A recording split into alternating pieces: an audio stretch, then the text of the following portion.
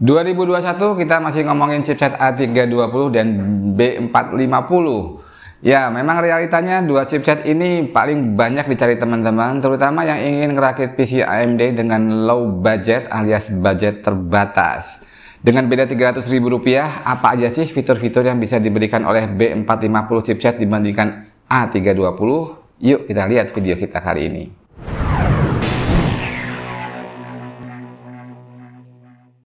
Halo, salam istimewa dari Jogja, saya Andi dari Jawara Media, dan episode kali ini saya nggak sendiri, saya ditemani oleh teman baik saya. Temenan udah mungkin sekitar 20 tahun lebih seumuran kamu lah, kira-kira kita berteman. Kita sudah mulai berteman, kamu baru mulai belajar jalan mungkin ya, tahun 90 akhir tuh kita udah kenalan.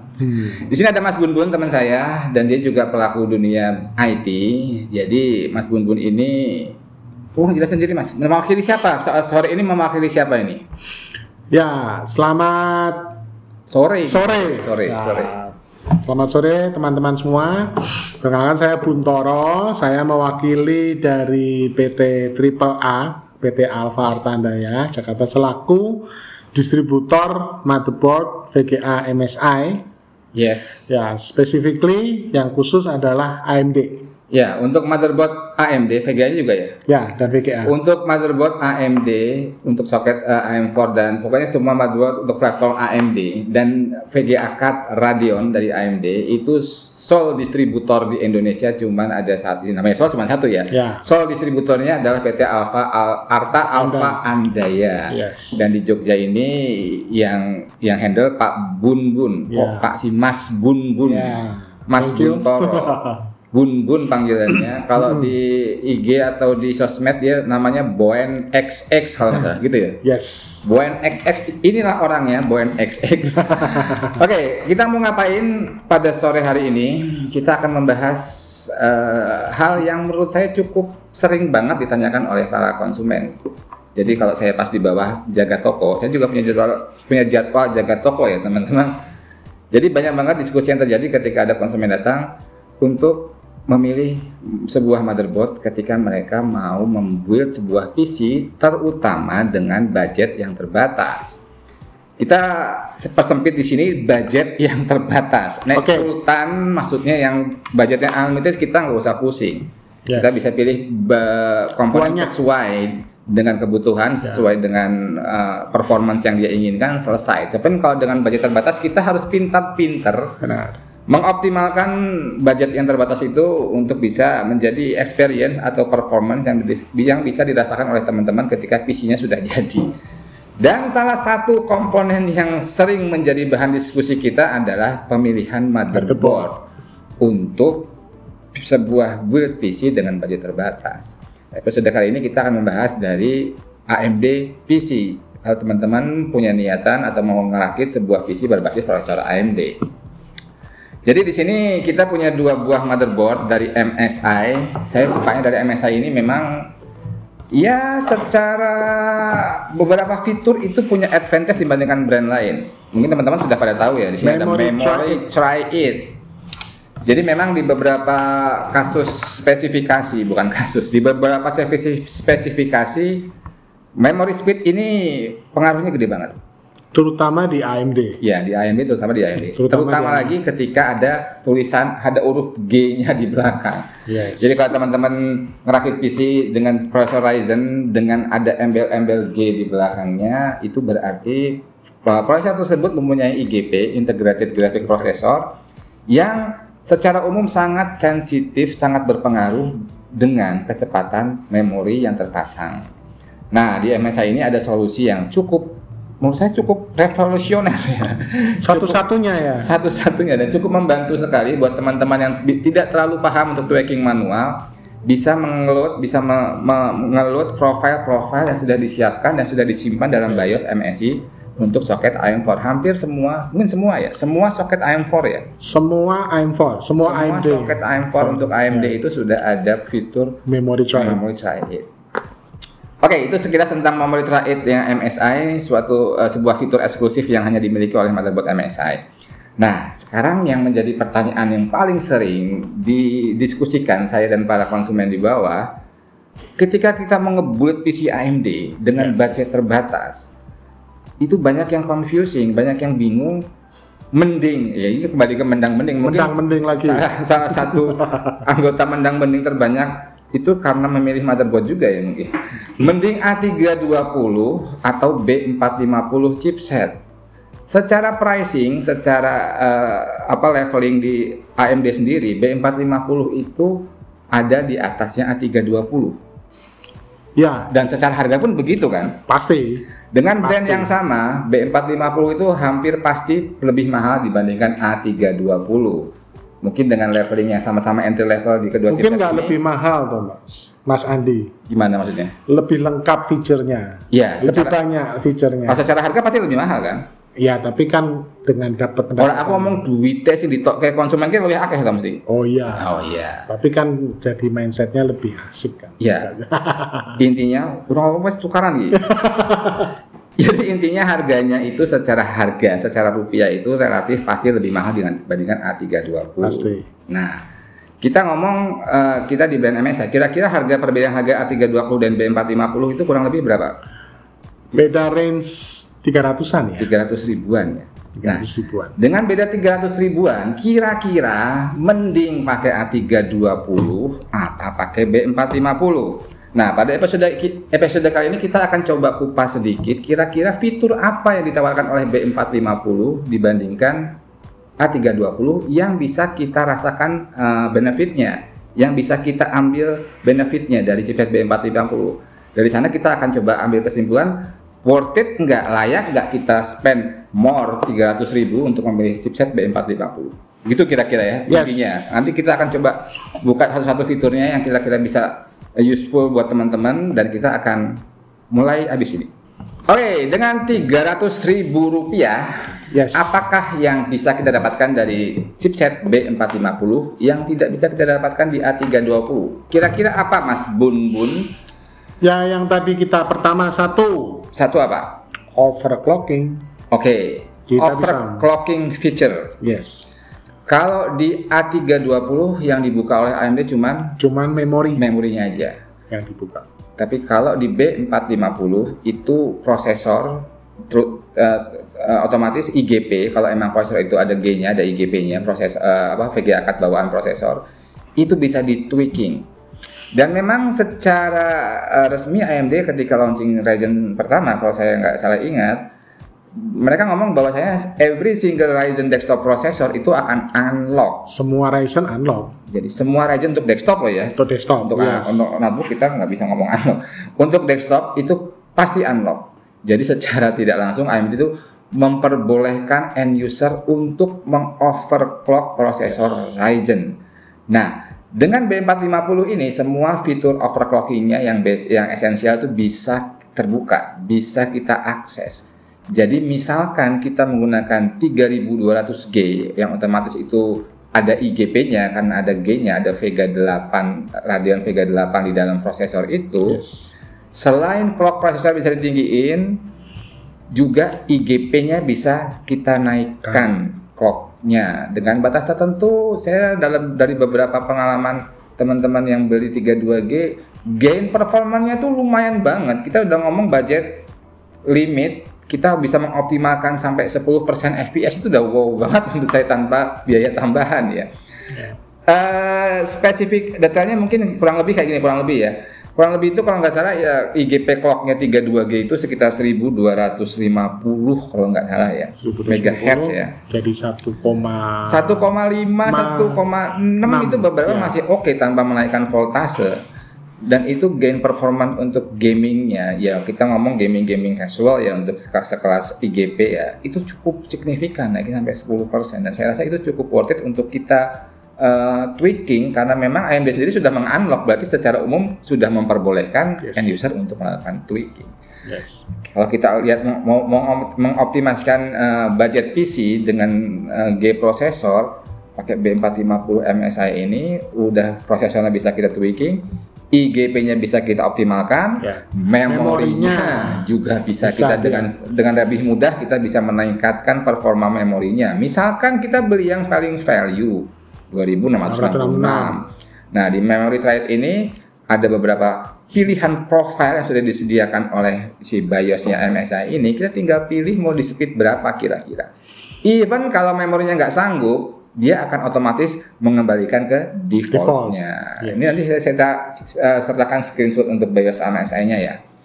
Oke, benar, fitur overclocking itu menurut saya cukup esensial ya untuk membedakan B450 dengan A320. Ya. Terus yang kedua apa kira-kira? Yang kedua otomatis kabar gembira nih. Oh, kabar gembira. Kabar gembira sekali. Wih. B450 MSI sudah rolling BIOS update bulan lalu. Support sampai prosesor Vermeer 5000 series. Jadi kayak Vermeer apa Vermeer? Vermeer ya. Intinya ngono kayak lah. 5000 series. Skip aja deh, pokoknya Vermeer. Pokoknya AMD Ryzen 5000 series. Jadi dulu waktu aku Vermeer ya, aku biasa ngomong Vermeer. Sing bener sing dia aku ya ngerti. Waktu Ryzen 5000 series keluar, Vermeer itu hanya bisa disupport oleh motherboard dengan chipset B550 dan X570.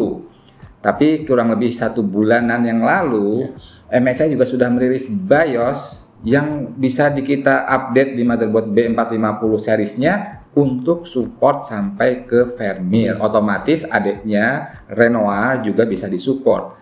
Jadi bisa support dari mulai Matis, Renoir, Vermeer. Jadi secara umum masa depannya lebih panjang. Future proof. Future proof. Oh, bosannya future proof. Yeah. Dan saya juga belum dengar rumornya bahwasanya chipset A320 ini akan disupport BIOS untuk next generasi Ryzen ya. Masih mentok sampai ke Matis ya. Matis 3000 series. 3000 series. Belum ada rumor bisa support 4000 atau 5000 series. Ya. Oke banget menurut saya. Fitur ini menunjukkan bahwa B450 ini lebih future proof dibandingkan A320. 200.000 tak miliki. Nah. Masih ada lagi nggak? Ada lagi dong, nggak cuma itu. Lagi? Start B series dari AMD itu bisa mengaktifkan feature dari prosesor Precision Boost Overclocking (PBO). Ya. Jadi kalau nggak salah ya, ini kalau teman-teman saya salah informasi bisa dikoreksi di komentar. Kalau nggak salah di mulai second gen Ryzen 2000 series itu sudah ada istilahnya fitur namanya PBO, Precision Boost Overclocking. Overdrive apa overclocking ya? PBO lah. Overdrive. Precision Boost Overdrive. Overclocking ya? Overclocking. Ya intinya PBO lah. Itu adalah fitur dari AMD, automatic. Kalau mereka bilang itu bukan automatic.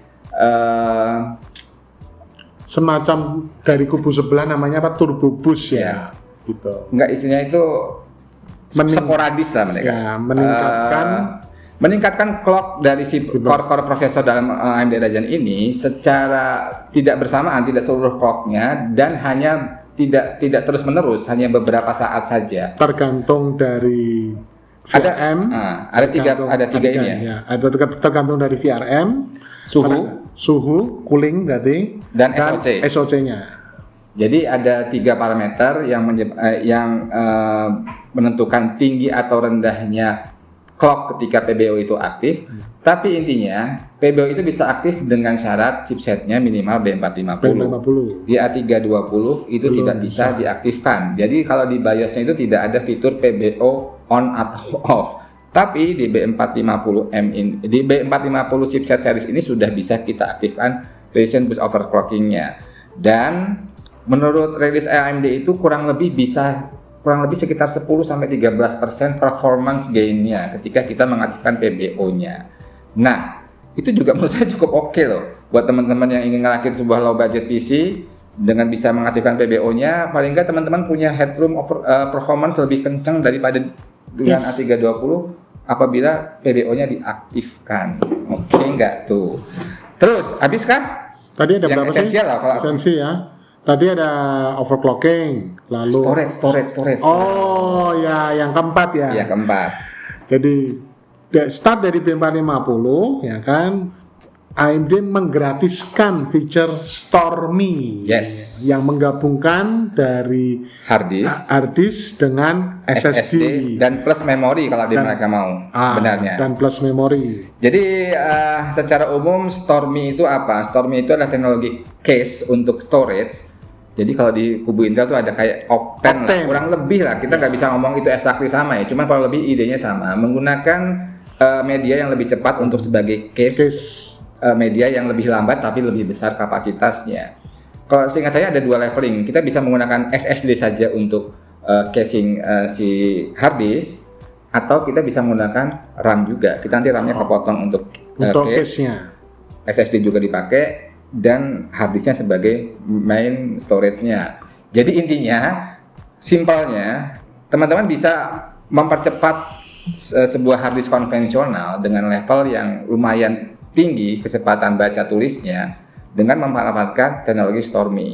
Jadi misalkan teman-teman mau butuh storage besar, untuk beli SSD 2 tera kayaknya sekarang masih mahal ya, apalagi kalau kita mau budget. Kita ngomongnya low budget, low budget otomatis. Tapi mungkin dengan Stormy ini mungkin jadi satu solusi buat teman-teman yang bisa punya storage gede kapasitasnya, cuman kenceng juga, bukan cuman, tapi kenceng juga. Tapi kenceng, sekenceng SSD.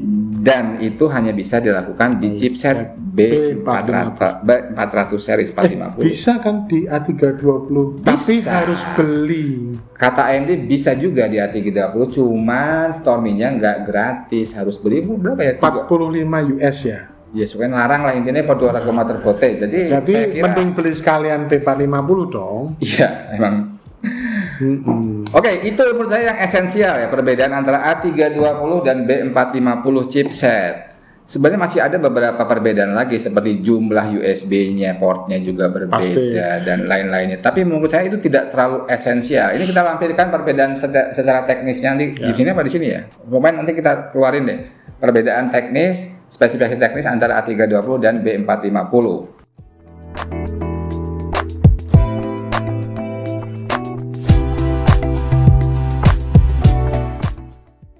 Teman-teman, sudah kita highlight, sudah kita informasikan kelebihan dari chipset B450. Memang banyak banget yang menurut saya cukup esensial dan bisa teman-teman rasakan, dan kemungkinan besar bisa teman-teman manfaatkan fitur-fitur itu. Teman-teman kemungkinan bisa merasakan benefitnya dengan 300.000, difference-nya 300.000 kurang lebih ya. Mungkin saya rasa juga dari berbagai merek kurang lebih ya beda harga seperti itu. Secara fisik sih kurang lebih sama. Ada bedanya sih. Ini yang A320, ini yang B450. Dilihat bahwasanya slot memorinya ada 4. Ya, ada beberapa tipe juga yang 2 ya. Cuman saya kayaknya belum pernah lihat A320 dengan 4 slot. Pernah nggak sih? Ada karena A320 cuman M. Oke. Cuman M aja. Ini juga M dan 4. Ya. Walaupun sebenarnya 2 juga cukup. Mungkin teman-teman udah pernah bisa lihat review Jagat Review kemarin. Ya, ramai sekali. Ramai banget. Alvan sama Dedi. Oke, ini perbedaan fisiknya mungkin bisa teman-teman lihat. Ini juga mungkin bukan seri yang setara ya, bukan entry levelnya B450 ya. Ya, ini nomor 2. Nomor 2. Dan sudah ada dengan VRM-nya. Kalau lihat fase juga satu fase lebih banyak, cuma 3 fase di atas. Juga nih 4. Ya. Oke. Ini hanya informasi yang kita sharing buat teman-teman ya. Jadi mungkin teman-teman di luar Jogja belum bisa 100% memahami kondisi market kita yang kita hadapi sehari-hari. Kalau kita ngomong budget terbatas, emang benar-benar terbatas. Kalau kita ngomong budgetnya 4 juta, ya susah banget untuk bergerak dari 4 juta karena memang kondisi tiap daerah berbeda. Mungkin teman-teman nggak percaya kalau memang banyak sekali WhatsApp yang masuk, ada nggak banyak lah. Beberapa yang WhatsApp masih menanyakan, Min, kalau listrik di rumah saya 450 watt, kira-kira spek PC apa yang kuat dinyalakan di rumah saya? Come on, 450 watt. Itu common, itu biasa di sini. Masih banyak teman-teman yang pakai listrik 450 watt. Jadi ketika mereka mau beli RTX 3090, saya sarankan jangan dulu. Mungkin jelek listrik di rumahnya. Jadi banyak juga teman-teman yang nggak bisa menggunakan kata cuman untuk beberapa nilai nominal. Ini cuma beda 1 juta kok. Cuman buat lo, buat kita nggak cuman itu perjuangan berbulan-bulan kemudian. Jadi itu kembali kepada teman-teman, menurut budget teman-teman bagaimana. Intinya A320 juga basic fiturnya sudah cukup untuk menjalankan sistem dengan low budget. Walaupun tidak bisa di overclock, walaupun tidak ada Stormy-nya, paling nggak dia sudah bisa menjalankan 2 channel memori, pasti bisa. M.2 SATA support, NVMe support. Kalau mau meningkatkan performa gimana? overclocking memori sudah bisa. Kalau teman-teman pakai MSI tinggal mengeload XMP profile dari memory child-nya. Gak usah takut nyoba, kalau nggak bisa, memorinya nggak kuat, akan fail, akan balik ke normal lagi. Jadi itu kembali ke teman-teman, tergantung dari budget dan kebutuhan teman-teman. Cuman tadi kita menginformasikan bahwa banyak banget fitur yang bisa didapatkan ketika teman-teman memilih chipset B450. Kembali lagi, ini informasi yang kita sharing untuk menjadi pertimbangan teman-teman, terutama kaum mendang-mending, untuk memilih motherboard dengan chipset yang proper dengan budget dan kebutuhan teman-teman. Yes. Kenapa kita nggak ngomong B550 X570? Di awal kita ngomong budget. Karena budget. X570 lebih banyak fiturnya? Iya. Pasti. B550 lebih banyak? Iya. Pasti lebih baru. Lebih baru chipsetnya. Oke, mungkin itu yang kita bisa sharing dari episode kali ini. Memilih motherboard yang value antara A320 membandingkan chipset value A320 dan B450 untuk merakit sebuah AMD system dengan budget terbatas, low budget. Oke, moga-moga informasi yang kita sharing ini bisa bermanfaat buat teman-teman. Terima kasih dari Mas Buntoro yang sudah menemani saya sore ini. Moga-moga informasi ini bisa teman-teman menjadi bahan pertimbangan teman-teman dalam memilih motherboard untuk nge-build sebuah AMD PC yang dengan budget terbatas. Jangan lupa channel Jawara Media ini didukung sepenuhnya oleh Quadra Syndicate, Jawara PC, dan RedRocket Extreme System Builder. Terima kasih yang udah subscribe. Udah subscribe belum? Sudah dong. Okay. Buat teman-teman yang belum subscribe, tolong subscribe. Kalau teman-teman merasa konten ini bermanfaat, bisa klik tombol share, kasih tahu teman yang lain. Terima kasih untuk telah bersama kami. Kalau ada salah informasi atau saran-saran bisa tulis di komentar. Dan salam istimewa dari mana? Jogja. Jogja. Oke.